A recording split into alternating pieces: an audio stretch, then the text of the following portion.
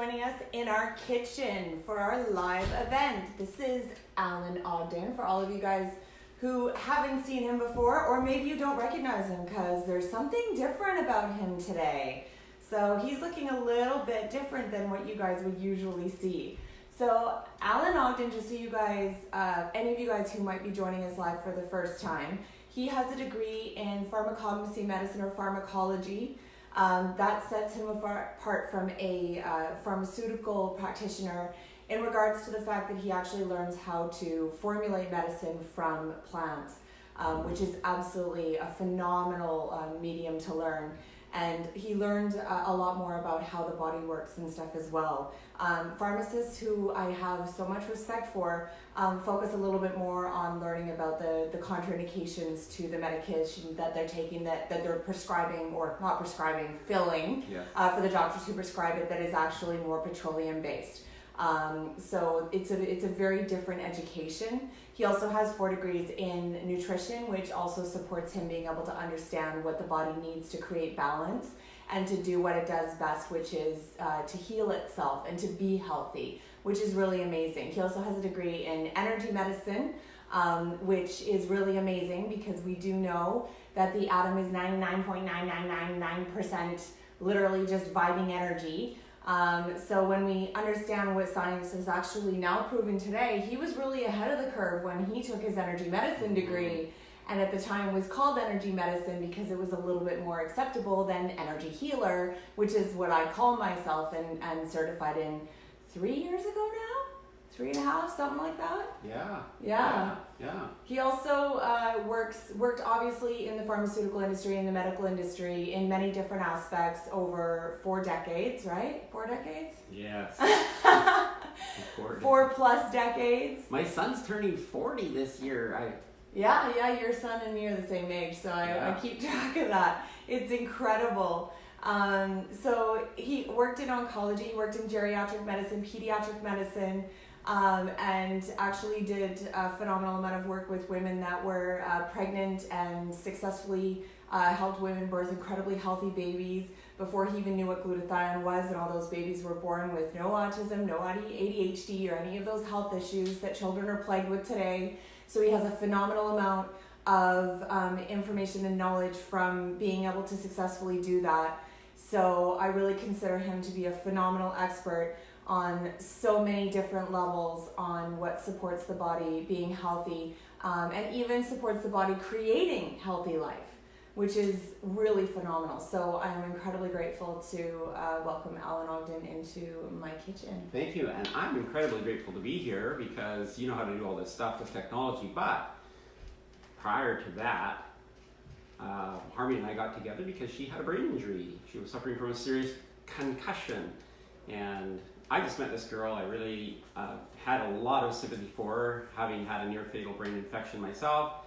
I know how difficult it is to recover, and so I got her taking collagen protein, and we got her taking glutathione, and then we got her taking the amino acids to help her body optimize glutathione, and all of a sudden, about 3 years ago, boom, this brain emerged out of all that fog that I used to see, and she started studying. She's taken the complete Make Your Mark business course, and that's like a 2-year thing. That's like going to NATE or SATE and getting a business certificate. She's taken body energy, body code, emotion code, pranic healing, and clinical hypnotherapy, continues to take clinical hypnotherapy, has created her own healing program. And it's interesting, I had an interesting thing happen to me last night.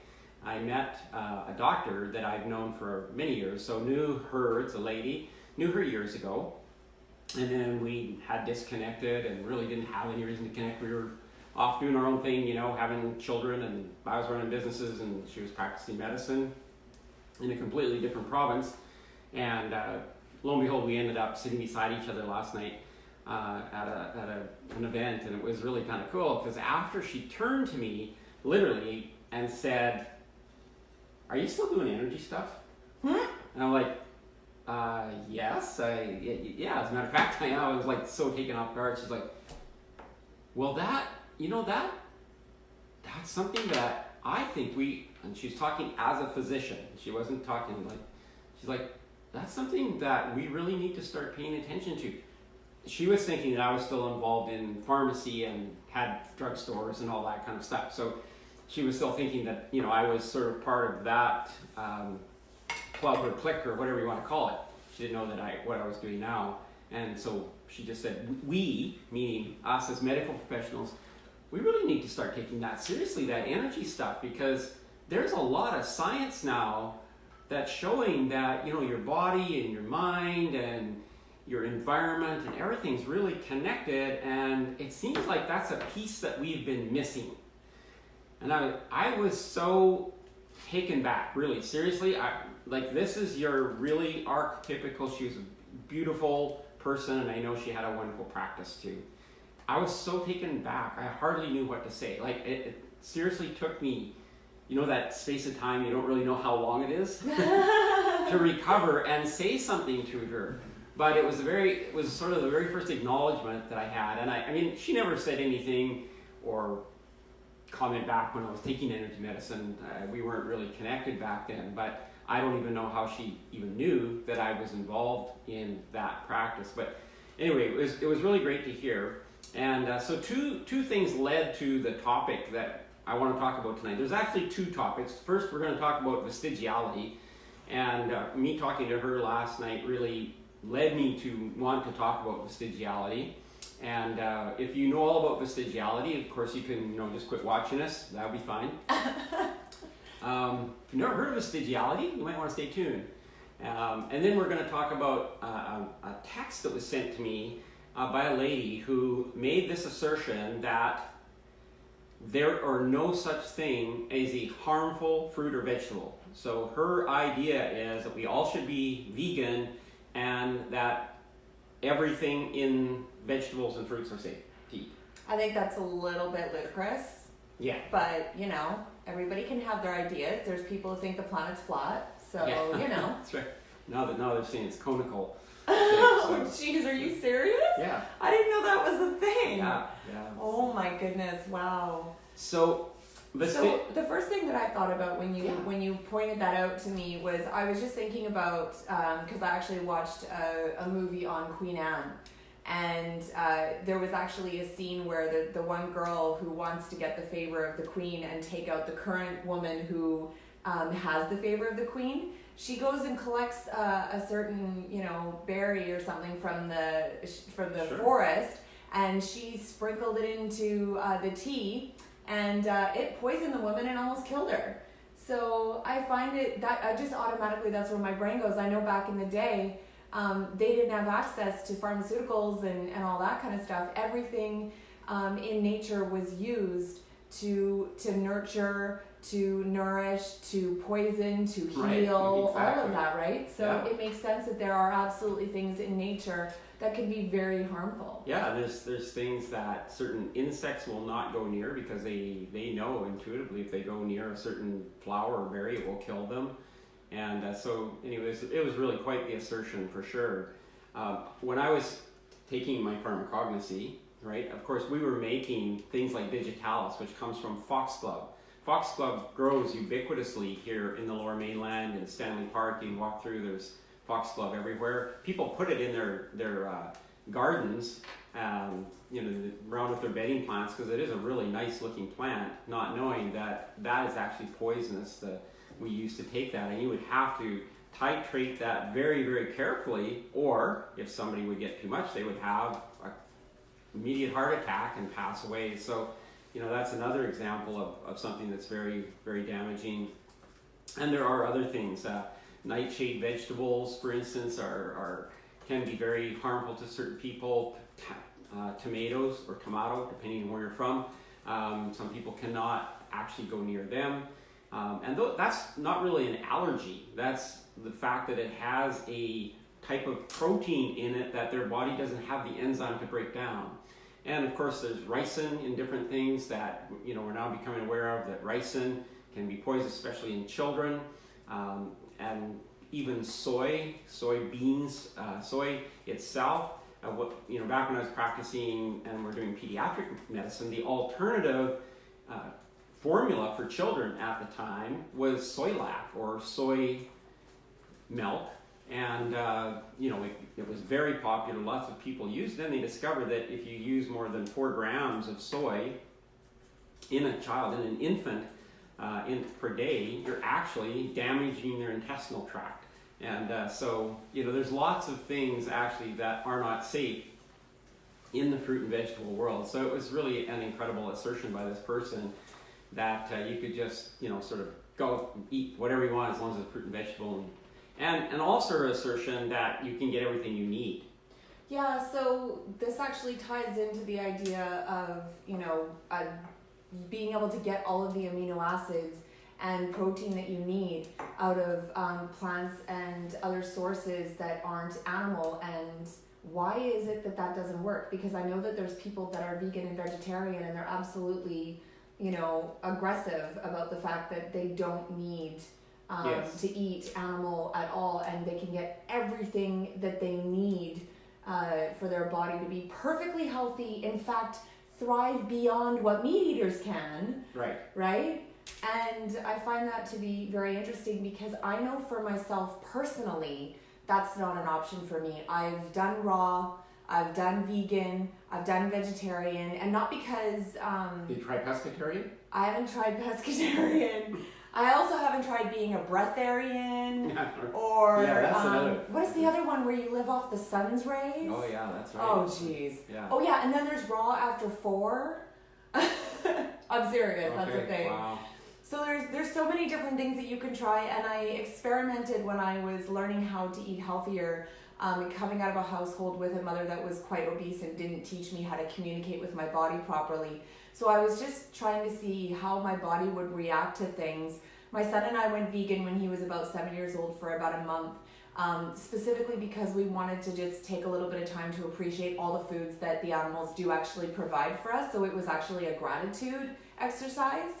And he really got frustrated when I wouldn't let him have ice cream because you get that from cows, right? So it made him realize at a young age when he was a child how much he was actually getting from animals, and to appreciate that. So, I did experiment with those things to learn to listen to my body and to see how my body would behave. And I think the worst for me was when I went raw for a month. Yeah.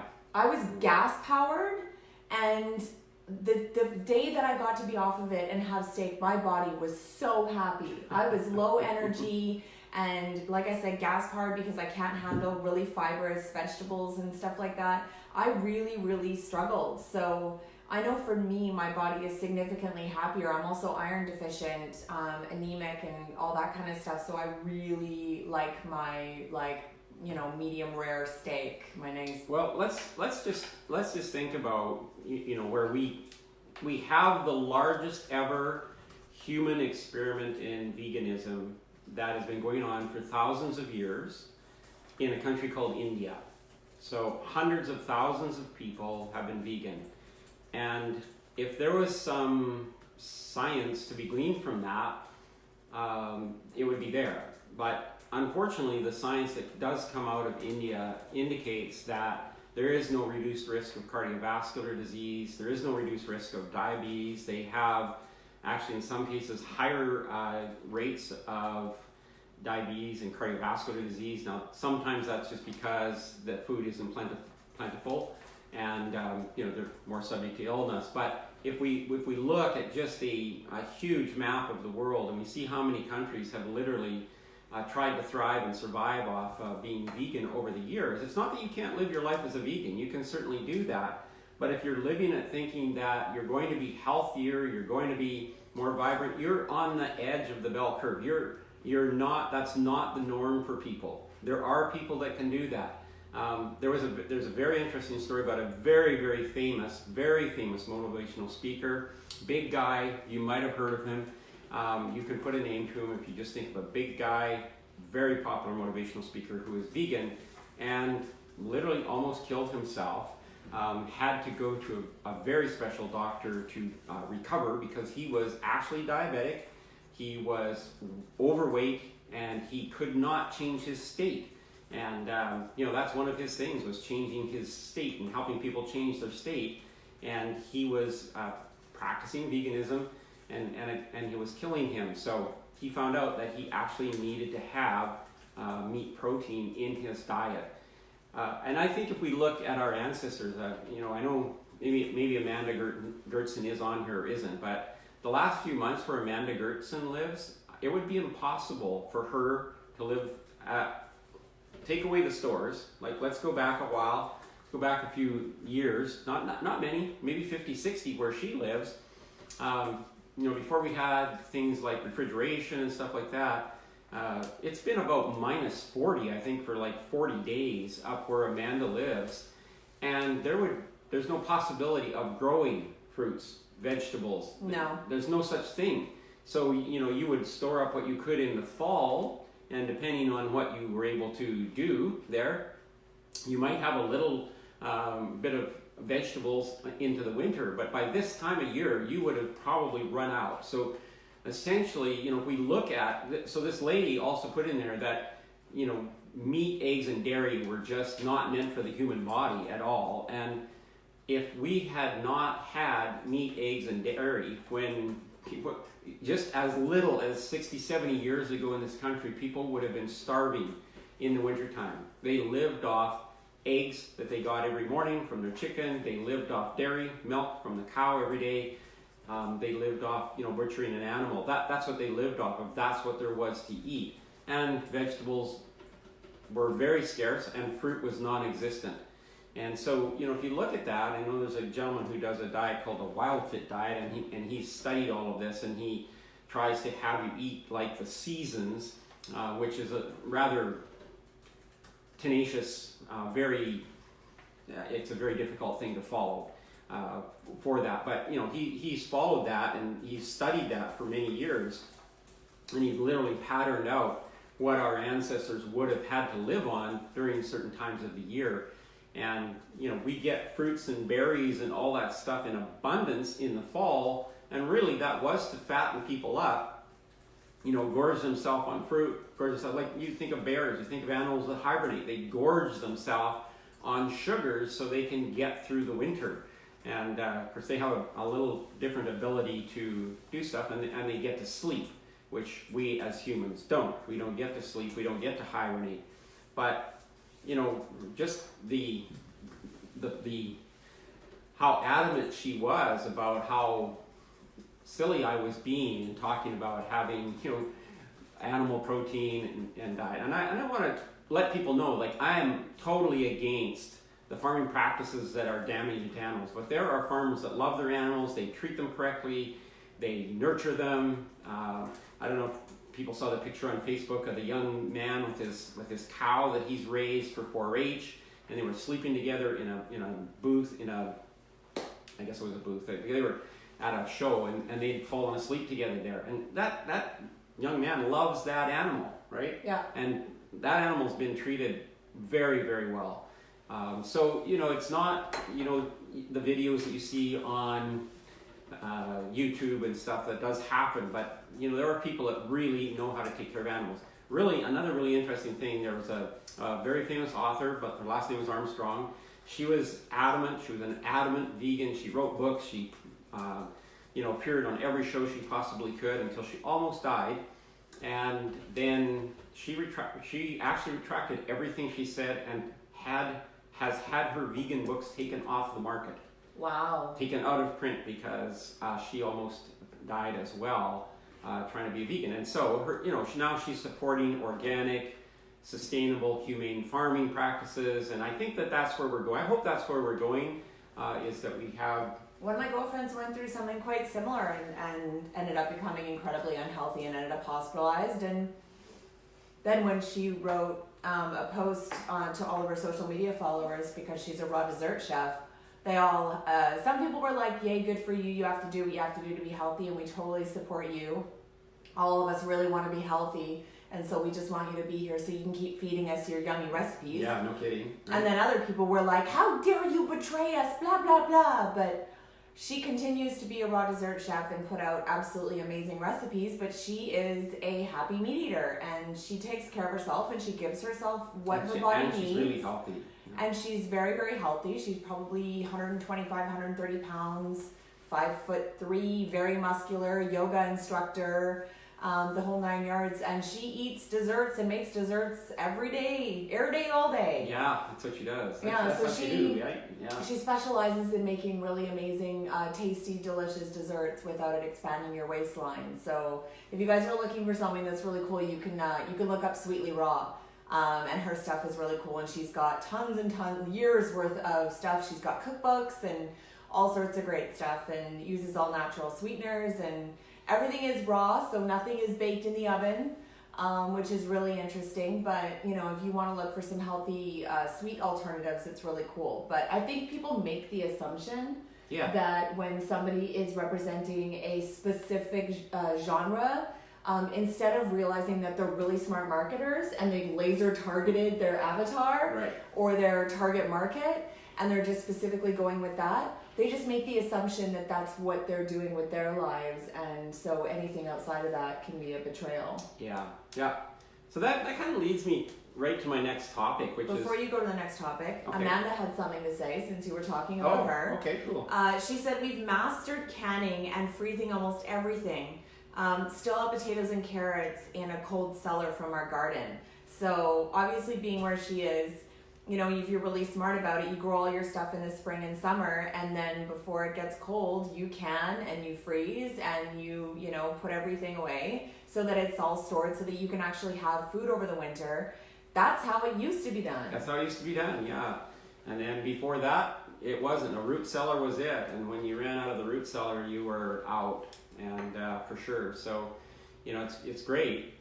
And there's a controversy always about is canned vegetables or fresh, freshly frozen, are they just as good as fresh? And actually the studies all indicate that if you take vegetables, they're frozen right away and you use them later, the nutrition is still there. When you can them, of course, the nutrition is still there. So preserving food has been an art in our heritage for many, many years. So it just bothers me somewhat. It's like, we were talking about keto, and people that jump down the throat of people who are on a keto diet because they think that they're going to be eating almost zero carbs for the rest of their life, and that's not a keto diet at all. That is completely wrong. A keto, yes, you reduce your carbs to get your body into the basement, like you say, into the freezer, into the place where you can access stored fat. Once you lose your weight, you don't stay at that level. You actually find a level that's good for your body where you're balanced out and you're using the intake of calories that you have every day, and you're not storing up things because you're over consuming one category or other. And you can over consume meat, you can over consume fat, you can over consume carbs. It's just that fine balance. And then there's always people that are on the outer edges of each of those things. I have a friend, I don't think he's ever eaten a vegetable. Like he just, he's basically a meat eater, and I guess maybe meat and potatoes, but something green. His saying, if it's green, it gives you gas and it's not good for you. That's his saying. And so that's his belief about it. But, my point of all this stuff is to talk about, I hope sometime we can get to a place where we're balanced and we realize there's people who, that they thrive on a higher vegetable diet, but that's not to say that everybody needs to be there. There's people that thrive on a high protein diet and they need that protein, and it's an individual thing. So picking on one group over another group or whatever, and once again, I know Amanda's a farmer, and I'm sure they're a farm family, and I'm sure their family, if they have animals, takes very, very good care. Like most farmers that I know, I don't really know any factory farmers. And I know a lot of farmers, but I don't really know any factory farmers where the animals are treated so indiscriminately and rudely as we see it being portrayed by people like Pete and so on. I know that goes on. I'm very aware of that, but here in British Columbia, a couple of years ago, 3 people were found to be harming chicks, and I think it was like 6 chicks that they did bad things to, and they literally got chucked out of the country. They were foreign workers, and they literally were deported out of the country. It's not tolerated. It's that's something that isn't. But anyway. So there's a question before you move on that I think that's really important. This is something that a lot of people in the world actually think. And there's a lovely man who's actually asking a lot of questions. There's a side chat going on. Oh, cool. So I think it'd be really great to just bring this into what we're talking about so that we can clarify this for everybody and post it out there. So he's asking about whitening your skin using glutathione. Oh, that's a cool. Whoever asked that question, that's really cool. Thank you for that question.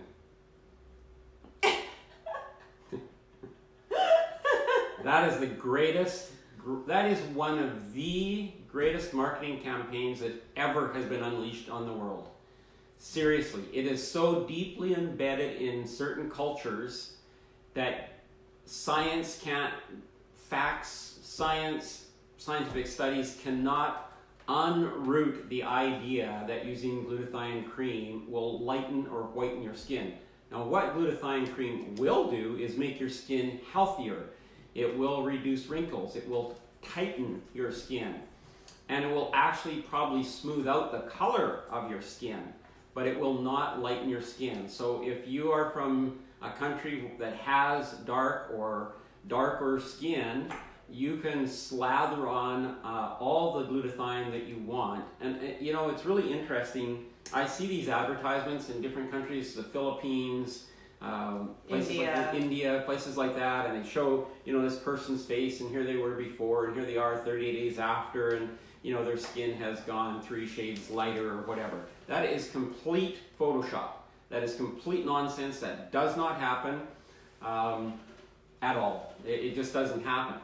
Another good thing that glutathione will do for your skin is protect you from the sun. So glutathione cream and glutathione itself, optimizing your glutathione. I found this out by accident.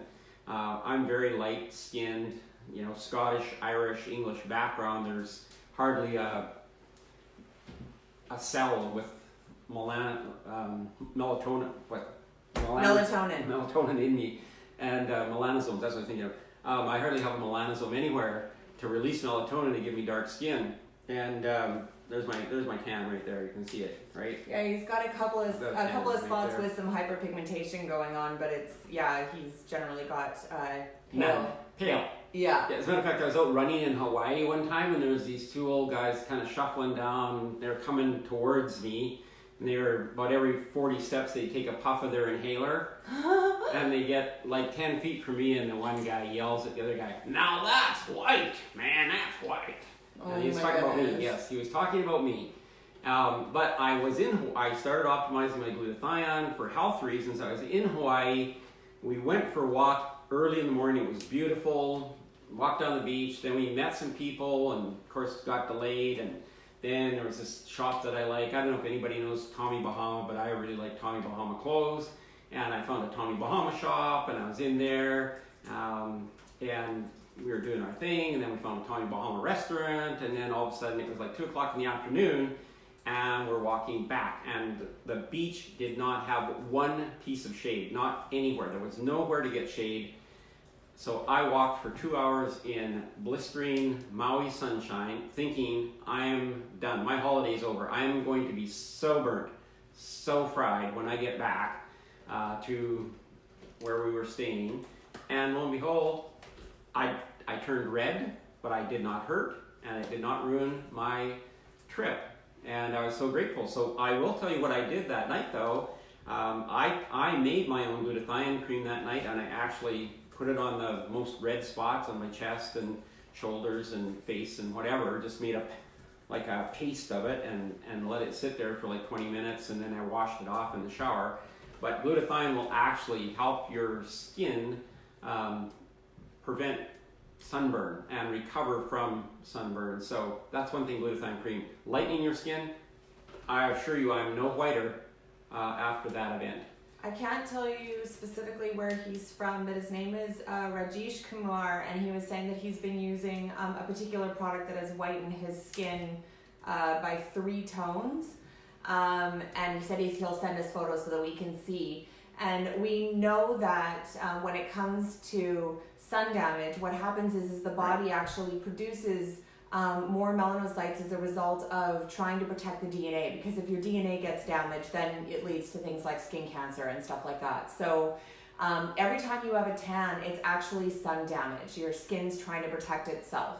So there are countries that believe that that they want their skin to be lighter because they're, obviously the more wealthier people are not in the sun as much, and so it's a class or a status thing. Whereas in our culture in North America, if you have a tan, it means you have enough money to go on vacation. So it's really in the mentality. But if your skin has gotten darker, if you're living in a more tropical place, if you're living in India, if you're living in the Philippines, Thailand, Indonesia, Bali, all those places where you're getting a lot of sun, Hawaii, the cultures predominantly do produce more melanocytes as a result of the type of a climate that they're living in the first place.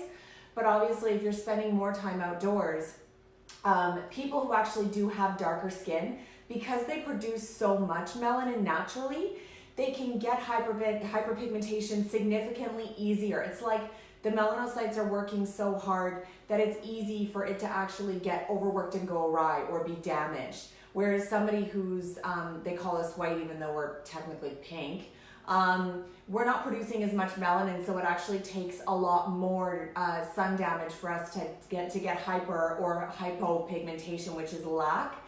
So what's happening is the melanocyte starts to actually just break down and not produce as much pigmentation, or it'll break down and produce more. So what's happening when you're optimizing your glutathione, just to let you know, Rajesh, and for everybody else who's seeing this conversation, what it's doing is it's actually going in, just like glutathione does in every other aspect of your body, it's going and repairing the damage that's been done, or it's signaling to the body to send out what needs to be sent out to repair the damage that's been done to the melanocytes. And then the melanocytes will then produce the appropriate amount of melanin based on what your DNA is dictating from birth. So if your skin is naturally lighter, if it was lighter when you were born, when you were younger, that's what it's going to go back to. And if you were living in a tropical country your whole life, obviously your skin has gotten darker as you've gotten older. So it's very possible, absolutely, by optimizing your glutathione, that it could get a few shades whiter going back to what your DNA is dictating, because your skin is healing and getting healthier. So that's amazing. What we want to make clear is that it's not going to bleach your skin and turn a brown person white like us. That's literally impossible. It won't work against what your DNA dictates. It won't. It will not. It actually supports what your DNA dictates. So in my case, it protected my skin from being burned, which was great. And in your case, Harmony did an excellent explanation there. I will return it maybe to its natural color. It will also take some of the inflammation out of your skin. Right? Yeah. Which may then it'll tone the skin. When the inflammation's gone, it tones the skin and it looks better. Yeah, so if you've gotten great results out of what you're using, I know it's hard to get products like these in certain countries. So if you found something great for you over there, that's really fantastic, and we're really happy to hear that you even know what glutathione is, and that you are optimizing your glutathione, and that you've had really good results with it. And we just want you to know that there are a lot of other amazing health benefits outside of bringing your skin's pigmentation back to what it originally used to be. So we're grateful that you found us, and if you want to learn more about what glutathione does, feel free to keep watching our live events, and we have a YouTube page that you can go to where you can watch our live events and all sorts of great videos and stuff to learn more about all of the amazing benefits of glutathione. Yeah. Darren has a question. Okay. Darren, being an amazing athlete, for all of you guys who don't know, he lifts weights, and he's quite stacked or jacked or whatever you want to call it. He does, over the years, he's done a lot of professional competitions and everything, and is absolutely phenomenal shape. I think Alan's on his way to getting there, right? Yeah. Absolutely. So his question is, when is the best time for an athlete to take glutathione? That's a great question. Right? There's some good questions coming in today. So, actually, Darren, I had this conversation with a naturopathic doctor just recently. And the naturopathic doctor, his total focus is people that are 50 years old and older who are overweight, trying to get them to lose weight and trying to get them into athletics. And so we're having this conversation. Of course, they have a lot of inflammation when they're overweight, and then they start losing weight. There's inflammation that as your body reduces the amount of stored fat, there's inflammation involved in that.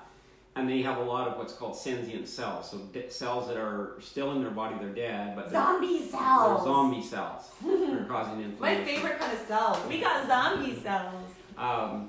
So actually, about 30 minutes before you work out and 30 minutes after, either one of those. So statistically, there's no significant difference. If you take it before, you may notice a little bit of extra energy, a little bit of extra strength, because it optimizing glutathione can increase your strength by up to 14%. But what most people notice is if they take it after, the recovery time goes down really dramatically. So it's really a choice of, do I want more, oomph in my workout, or do I want to recover faster? So a couple of the athletes here that are at SFU that are using a product that I have recommended for them, they were taking it before. So when they're going to their competitions, they use the glutathione before they compete. When they're working out and training, they take it after their workout, because that means they can actually do another workout the next day. They can actually stack their workouts that way because the recovery time is shortened.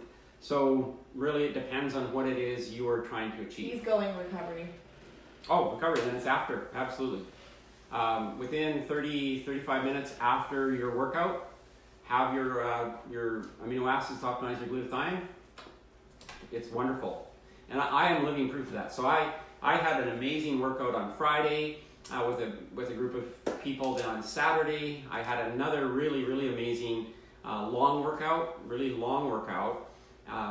and quite a bit longer than I'm used to. And so I went up, as soon as I got home, that's the very first thing I did, was I took some amino acids to optimize my glutathione. Oh, I want to see that. I'm so sorry. He just invited you to go play in the gym with him. Can you go over there and do a live event in the gym with him? Yeah, that'd be cool. I would love to see that. Oh my gosh, that would be so amazing. He's been working out and doing some amazing things, and he's on a great plan. And I just want to see you guys play together. Yeah, we need to do that. Yeah. Oh my gosh, fun. Thank you, Darren. I'm glad you suggested that. It's not like he's never in the hood. He goes out to Red Deer. Which one? Is it your daughter? Yeah. Your daughter lives in Red Deer. So he'll have to hit you up the next time he's in town, and we'll have to do a little live event with the two of you guys playing. Yeah. Oh, that'd be so much fun. Playing in the gym. He just hearted it. Yay! Yeah, so I had this amazing workout on Saturday. Really, really cool workout. I was showing Harmony on my phone. I had the pattern of my workout. Oh yeah, you're using the polar thing. I'll grab it. Showed where I went and all that kind of stuff. And so it was really crazy.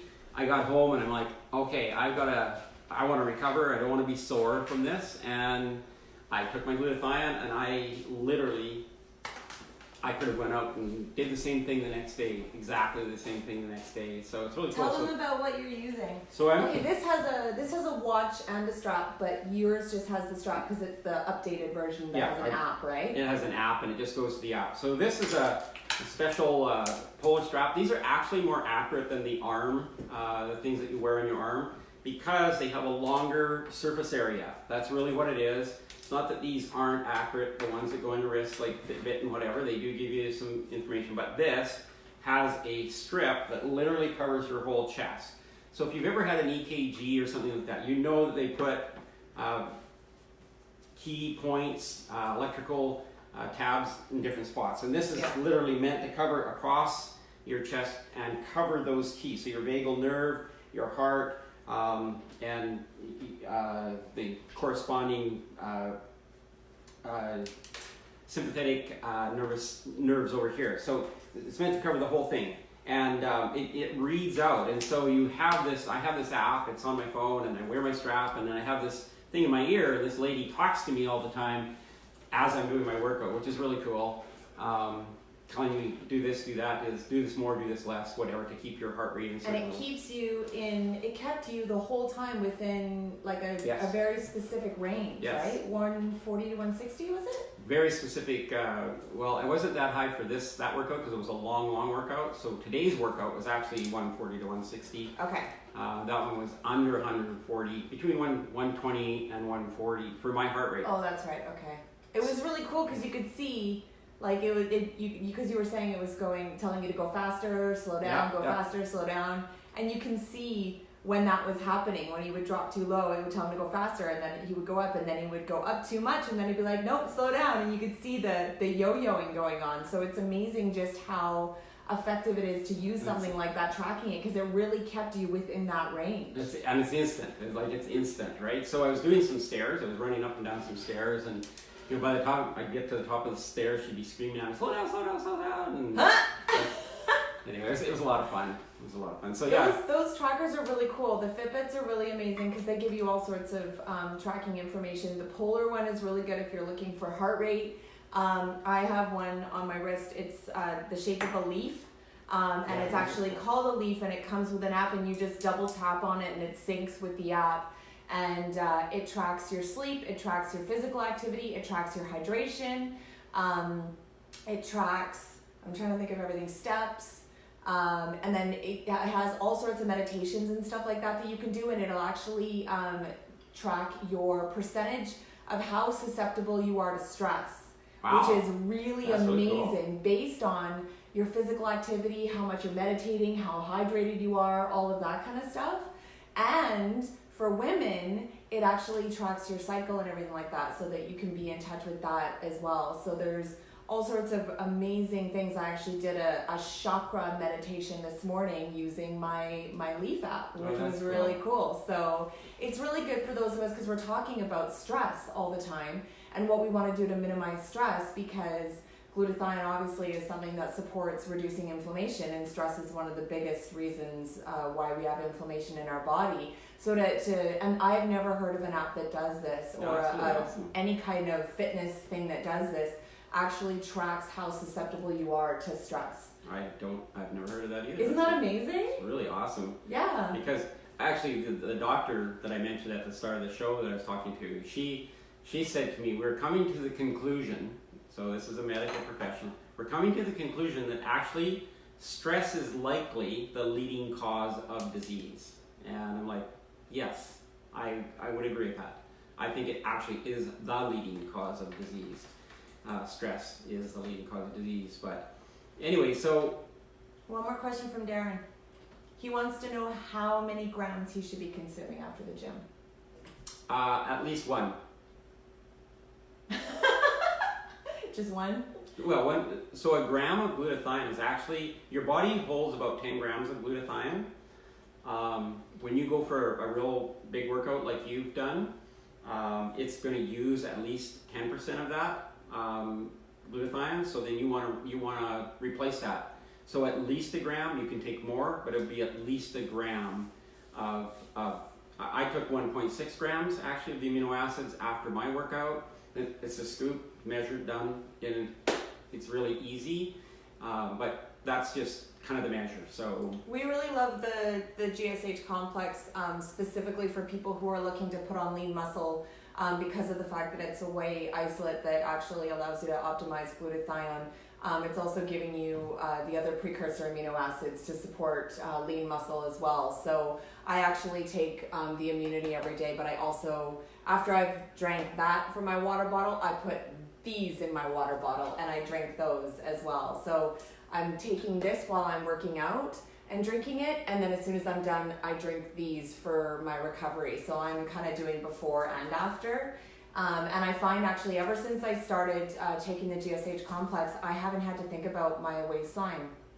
It's actually not really been a thing. And remember, you guys, 98% of the time I'm keto. I'm like doing keto diet kind of a thing, and then I have sweets once in a while. So I'm already eating really clean, but I still have always had to be really mindful. But I found that this has really supported me being in a place where I don't actually really have to think about it so much anymore. You know, optimizing our glutathione is just it has so many benefits. I mean, we're just really learning. That's why the NIH in the United States put up $87.5 million to actually research the ratio of amino acids and the optimization of glutathione, because there's just day after day there's another benefit that shows up. Controlling, your waistline. There's another benefit showing up. People's hearing, people's olfactory sense. There's just so many things that are showing up optimizing glutathione. So Amanda says, does GSH help with losing weight? So if you think about it, what is weight? It's inflammation. Yeah. And glutathione's one of its main purposes is reducing inflammation in the body.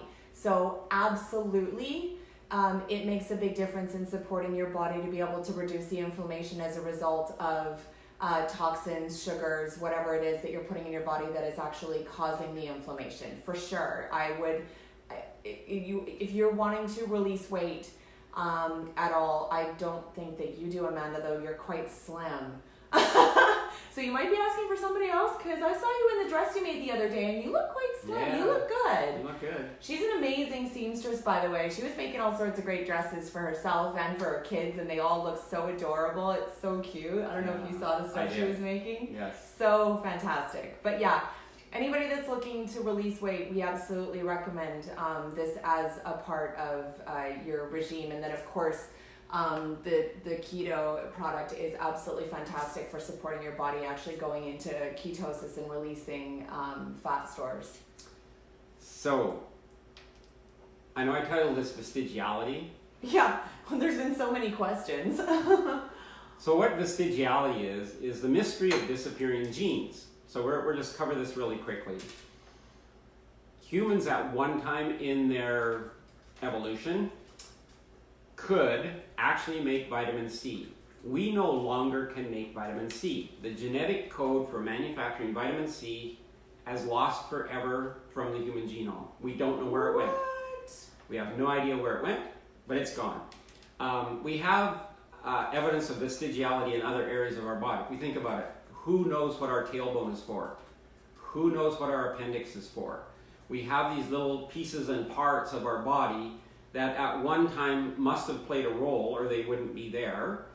And no one knows what happened. And so one of the things that I wanted to mention about vestigiality is when we start eliminating food groups long periods of time in our body, we don't know what that really means to our genetic code, because we are genetically programmed to we manufacture lipase, fat enzymes, we manufacture amylase, which is starch, sugar, we manufacture proteases, we manufacture enzymes that are actually made to break down carbs, proteins, fats.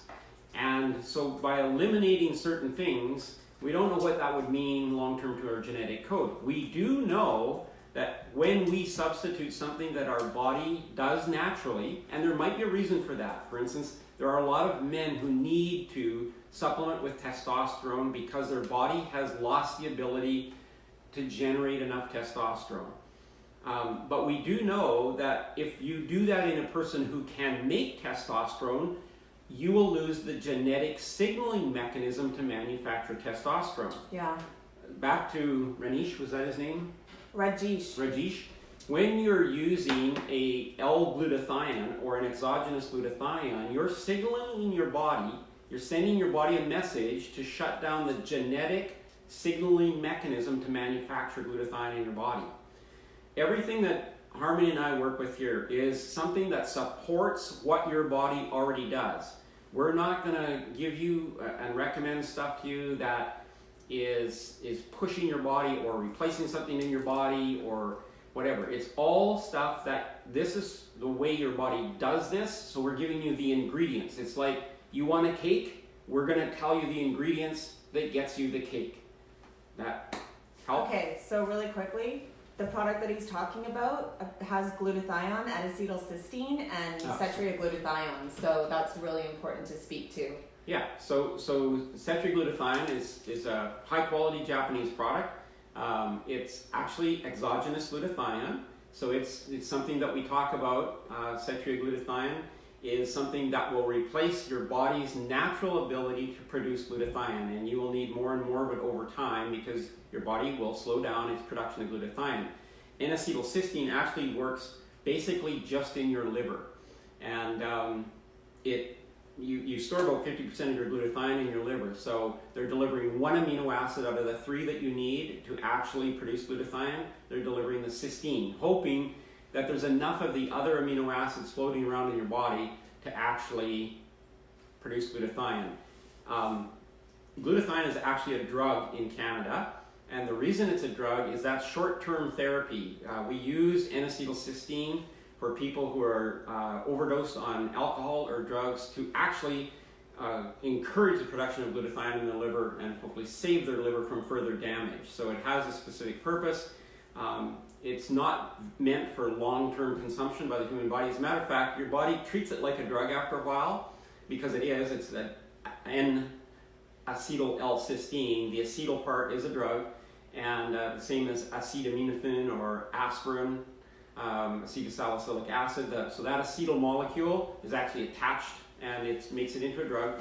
And your body will eventually create a metabolic pathway to break that down faster. And once you have cysteine floating around in your body actually, if it doesn't need it, recognize the need for it immediately, and there isn't the other amino acids around, it actually gets rid of it, because cysteine, as an amino acid, has a very specific function in cellular detox, and the level of cysteine is controlled very, very, it's very controlled in your body.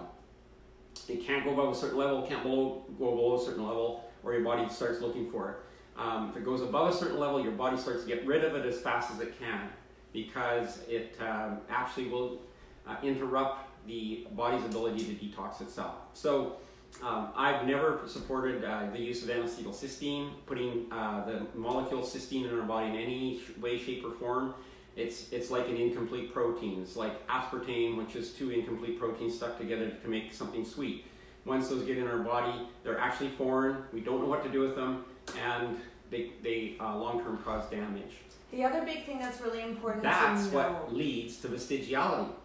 It's when you put this stuff in your body, that's what leads to vestigiality. It's an interruption of the genetic coding in your body that will literally mean at some point something is going to fail in your body, and we won't know how to fix it because the genetic coding is gone for that. That's what vestigiality is. The other thing to note too is with exogenous glutathione, you're not getting the intercellular activity that you get with the precursor amino acids to optimize glutathione, which is phenomenally, vastly different and important for cellular health, because when you optimize intercellular activity, that means that each and every one of the cells that are in your body actually have glutathione to protect the cells from invaders.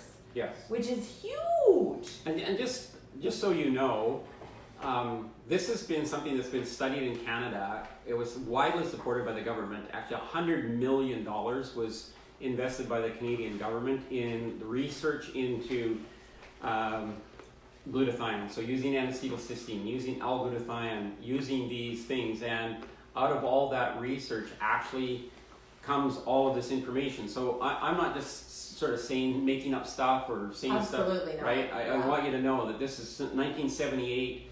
The government started pouring money into optimizing glutathione in Canada at McGill University, and one specific researcher who came to that university specifically for that purpose, and a lot of money was poured in both publicly and privately because glutathione is so essential and so important in our body.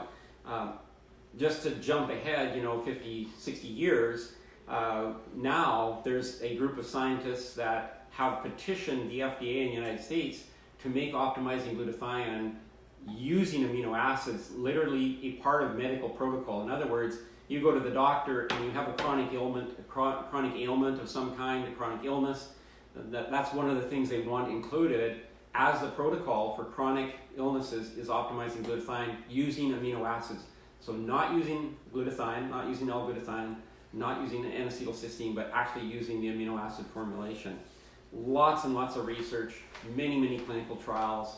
And I would say between the United States and Canada, there's been at least $500 million spent researching and behind what we're talking about here. So just so you know that we're not just kind of pulling stuff out of the air. That's all I want you to know. No, and McGill isn't the only university that's been doing research since the research started on how glutathione optimizes and supports the body's health. The patents and the health claims that are actually being made and that are substantiated by absolutely phenomenally credible universities all over the place have been happening, and it's absolutely incredibly exciting because we get to see the stuff that's coming down the pipeline. And so, you know, Alan's totally right. The stuff that we're talking about is completely backed up by independent studies, and some of these are being funded by the government, which is, you know, I know a lot of people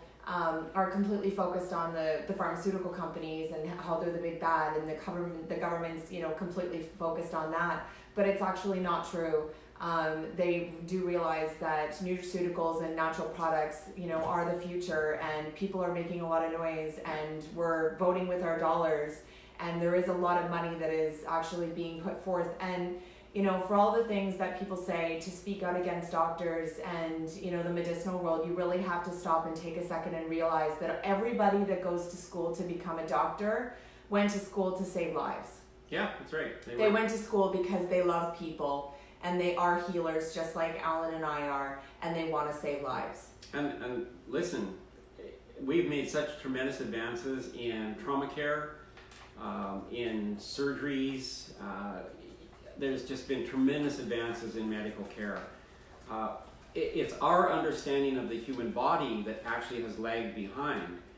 In understanding the human body and how it works, and understanding things like vestigiality and all of that, if you liken our human body to the automobile, we're still in the 1940s. Yeah. Right? I mean, you look at cars nowadays, they don't even need a driver. And, you know, so the technology has improved so much. But in understanding the intricacies and all the things about the human body, and literally the last maybe 25 years, there's been great advances because we have been able to store data, which we weren't able to do before. You would store data, but it would be a big pile of paper somewhere, and no one would ever go through it again. Now we can store data digitally. We can write algorithms to go through that data and bring out the, you know, the salient points of that, and, you know, make conclusions from that. We just didn't have that facility before, and now, you know, we are literally at a point where we can start doing, you know, huge studies and collecting data. As a matter of fact, Harmony made reference to a study last week around here. 475,000 people were in that study. That's just, you could not do that if you did not have technology like we have today. Yeah. And when you're collecting that amount of data, now you have significant statistics and relevant, you know, the application to human life, and that's a real cool thing. So anyway. Talking about vestigiality, I was just thinking about diabetes. That's actually quite relevant when it comes to that disease, because what is it that the body's doing with diabetes? Well, you're actually your pancreas and your body are completely disconnected. So your cells have a receptor site. So your muscle cells have a receptor site. The insulin comes along and locks into the receptor site, opens the cell, allows sugar to go in where sugar can be used for energy. And you're absolutely right. What a great example of vestigiality. Right. Diabetes. Yeah. Literally, those cells on your muscles have shut down.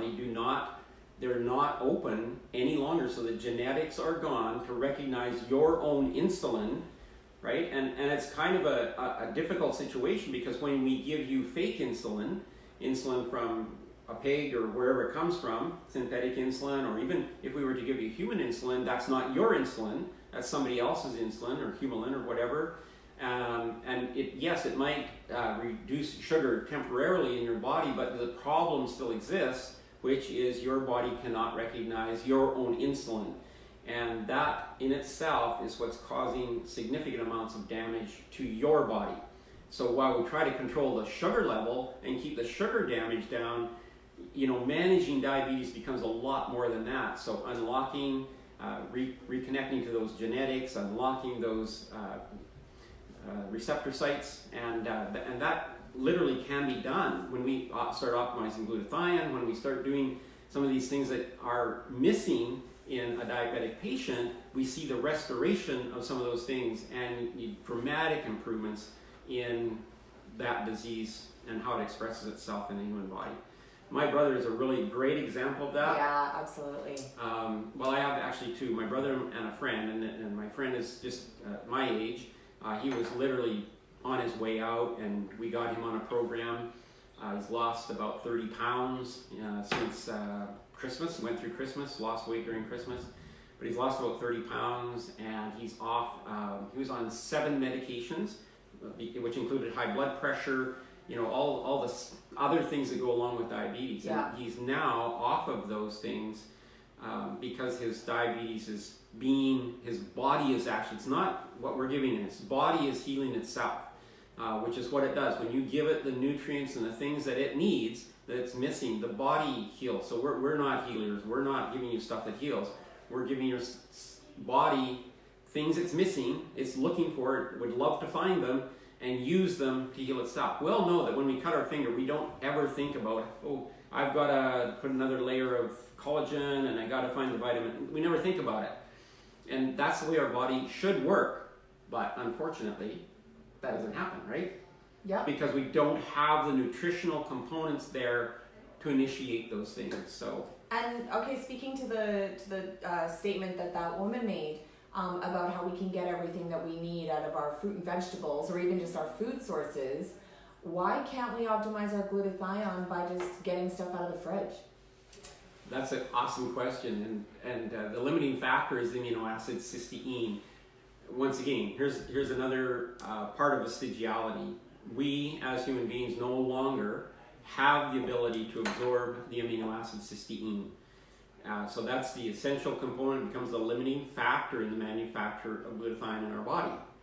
So we could eat all the asparagus, all the broccoli, all of those things we want, and the cysteine that's in those vegetables is not available to us as a human because we don't have a transport mechanism. It's literally like the diabetes scenario where whatever receptor sites we used to have in our intestinal tract that allowed the amino acid cysteine to freely cross is gone. And we don't know how to recover that. It's gone. We don't know what the genetic code was, so it's not like we could replace it because we don't know what it was, right? And so it's gone. So to even have the opportunity to try and overload your body with cysteine and try to push some through some way in your intestinal tract, you'd have to eat like 50, 60 pounds of broccoli in a day. Virtually impossible. Your body wouldn't allow you to do that. Oh my goodness, that would be an absolute nightmare. Yeah, it's ridiculous. I know you were talking about how, and this was previously in one of the live events, how people that were living on farms and stuff, when they would get raw milk from cows, they were significantly healthier.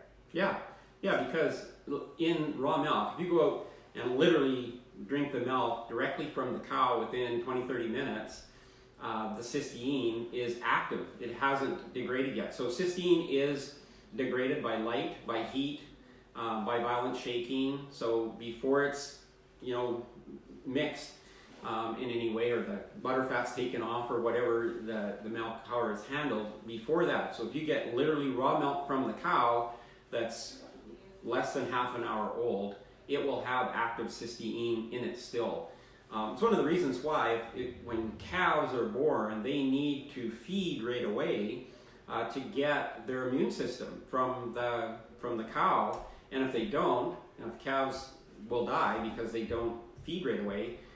It's really essential. That's what's going on. So if I don't have the receptor sites to actually receive this cysteine, then why is this working for me? Because that's actually not cysteine. It's actually a bonded molecule, 2 cysteines together, called cystine. And cystine has the ability to freely cross. So it changes the structure of the molecule in such a way that it no longer needs a receptor site to go across. It can actually then, it just flows through the intestinal tract, much like glycine, the amino acid glycine will flow through.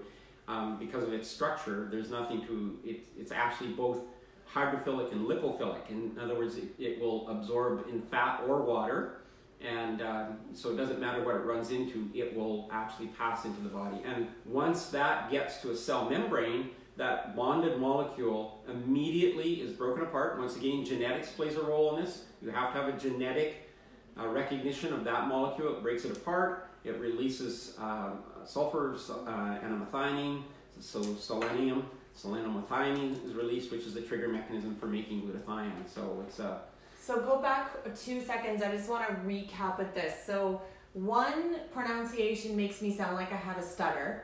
Right. And then the other one doesn't. So Right. the one that I don't want and my body can't utilize is the one that's making me sound like I have a stutter. Yes. Cysteine. Cysteine.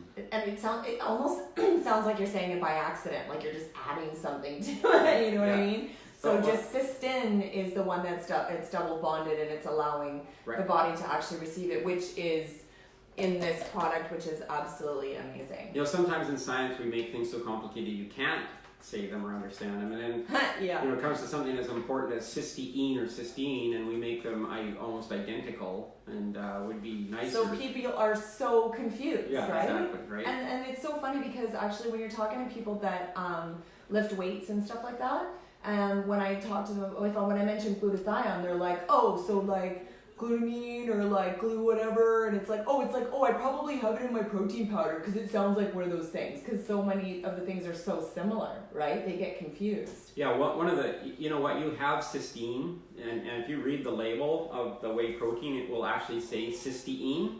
It's actually biologically inactive because the whey protein that you're taking has been pasteurized. I don't care if it comes from New Zealand, I don't care how clean and pure, etc. The laws are in the United States and Canada, it must be pasteurized because it's a dairy product. As soon as it's pasteurized, heat pasteurized, 78 degrees, boom, it deactivates the cysteine's immunological activity. So what's different about the GSH complex? It's flash pasteurized at a lower temperature. It's 72 degrees, it's flash pasteurized. It's actually taken right off of milk and used. So that protein literally comes not from cheese, it comes from milk. Whey protein that you get in the store in the big jugs for, you know, it used to be really cheap, now it's ridiculously expensive because it's so popular, but the stuff that comes in big jugs is actually a derivative of the cheese industry. So that has already been used, it's already been pasteurized, it's been made into cheese, and the whey is what's left over after cheese production, and then they break it up into the powder so you can take it. So it's long been deactivated as far as immunological activity is concerned. So I think that's really important for people to understand, because they're just going, oh, well, it's just another whey isolate. It's probably just the same thing, and I can get it for $24.99 at Walmart. Right. So, like, what else, right? Yeah. No. So that's really important. And I actually was talking to our cameraman, Scotty, about that, and I was looking at the ingredients in his whey product that he started taking for a little while, and the ingredients and the chemicals and the sugar in 5 different names and stuff like that was in there was astronomical, and I was like, sweetie, if you want to lean up, I'm just saying this might not be the product you want to take, because it just... Yeah, that's one of the things when you get those proteins that say they have no carbs in them and so on, and they have asulfam potassium, they have they have different sweeteners that you can't even pronounce, you don't even know that they're sweeteners, but Ace K is a really popular sweetener with bodybuilding crew, so they've stripped any of the natural sugar as much as they can. You can't literally have amino acids and not have sugar, because the amino acid glycine is made up of molecules. There's sugar molecules inherent in amino acids, so you can't get all of the sugar out of it. They strip out what they can, and then they put fake stuff in it. Often it's phenylalanine derivative, or asulfam potassium, or asulfam something else. Those are all artificial sweeteners, and when you take them, artificial sweeteners, and when you take them, they actually stimulate fat metabolism in your body. This doesn't have any of that in that. That's why this you can use for a weight management program, and the other stuff really isn't that good, because it has fake sugar, and we already know there's many studies now that are telling us that fake sugar stimulates fat metabolism, and while it might taste good and so on, we're probably actually better off if we used natural organic cane sugar, something with vitamins and minerals still in it that our body can use. Just use it in low amounts. But anyway, that's another topic. That's absolutely amazing. I feel like we covered a lot tonight. We did. Thank you so much for all of your questions and feedback, guys. You guys make it so much more interesting because you bring up wonderful things that we may have talked about before but need to be talked about again just because there is so much misinformation out there. So I really appreciate your feedback. And we are going to be here live, me for the last time, not forever, but I'm actually going to be out of the country. So you're going to be seeing Alan without me. Not because I'm sick, because I'm going to Thailand. Yeah. For the first time in my life. So this is going to be really interesting. I'm going to be traveling solo and being taken care of by a wonderful lady who's over there, and she's a native to Thailand, so she'll be taking care of me. So I'm looking forward to coming back and letting you guys know what my adventures were over there. And of course, I'm going to be dealing with different bacteria and different elements over there that my body's not used to. So you know I'm going to be packing my amino acids to optimize my glutathione when I'm over there. For real. For reals, yeah. There's no two ways about that. So feel free to share this, guys. Feel free to go on our YouTube or send people to our YouTube channel if you want to help educate people about this. And we'll see you guys next week, 6:30 Pacific Standard Time. Daylight. Daylight time. Daylight next Pacific time. Daylight Time. We'll get more daylight. It'll be really amazing. I'm going to get so much of it in Thailand. So I'll see you guys next week. Love each and every one of you. Thank you so much. Night. Bye, guys.